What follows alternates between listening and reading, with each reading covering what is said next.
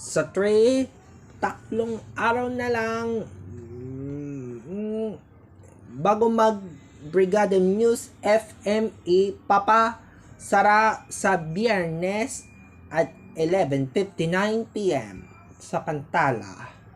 Brigada News FM, The Music and News Authority, i-off the air na yan sa Biyernes. Magiging Brigada News FM, The Music and News Authority, okay tayo. Ang brigada, ang magiging News FM ng radyo, ang Radio 3U, the radyo, ang walang pagbabantay. Napupukla ang Brigada News FM off the air sa Biyernes. Para sa brigada, ang News FM na ipinayan ng pagbabantal. Maps Bito. Ang Brigada News FM, The Music and News Authority, mag-off the air na sa Biyernes.